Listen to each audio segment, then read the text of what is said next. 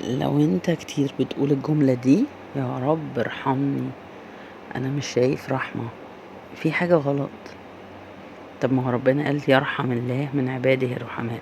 يعني مثلا لو انا كنت بخيلة وفضلت اقول على نفسي انا كريمة جدا، هل معنى كده ان انا كريمة؟ هي كده. لو انا شايفة ان انا رحيمة ومش شايفة الرحمة في حياتي، يبقى انا اللي مسمية نفسي رحيمة بس انا مش رحيمة. ما هو من رحمة ربنا انه بيورينا حوالينا ايه اللي مضايقنا عشان يعرف ايه اللي انا عاملاه غلط ومضايقه مني. تبسمك في وجه اخيك صدقة. ليه ربنا قال على واحد حتى لو بيني وبينه عداوة كأنه ولي حميم، وما يلقاها إلا الذين صبروا وما يلقاها إلا ذو حظ عظيم. حظه عظيم ليه؟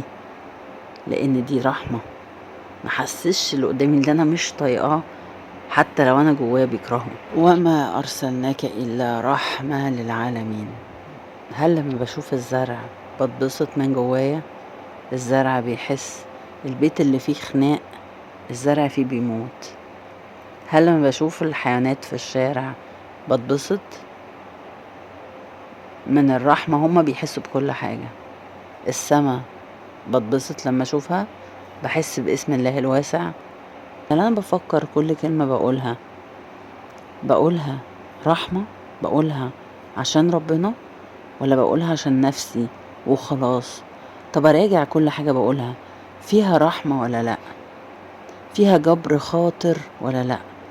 طب لو حد كلمني في التليفون ومحتاج لي وانا عارفة انه محتاج لي وانا مش عايز اعمله الحاجة دي او مش قادرة اعمله الحاجة دي، بهرب منه عشان ما اقدرش اواجه؟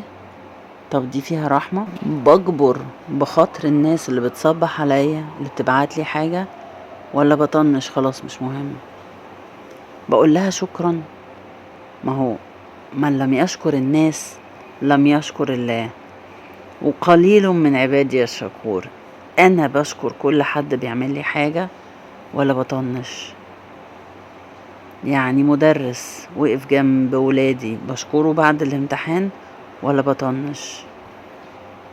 اي حد بيديني حاجة بقوله شكرا ولا بطنش؟ بياع، يعني من الرحمة ان الواحد سمح اذا باع سمح اذا اشترى. اللي بيعمل كده ربنا بيقول عليه ايه؟ رحم الله امرئ سمح اذا باع سمح اذا اشترى، لان دي من الرحمة. بضحك في وش البياع اللي بيجيب لي الدليفري واللي بشتري منه، ولا بطلع عينه وبفاصل؟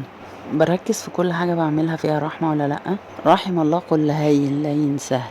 طبعا احنا بنسميه ما عندوش شخصية وضعيف، لكن ربنا ليه تسميات تانية خالص غيرنا. اذا مش لاقية الرحمة يبقى انا ما بستعملش اسم الله الرحيم. ومش معنى اني برحم ولادي وبرحم اللي بحبهم بس يبقى انا برحمهم عشان بحبهم مش عشان ربنا. الإخلاص بيبان في الحاجات اللي أنا ما بحبهاش. الإخلاص ما بيبانش في الحاجات اللي أنا بحبها.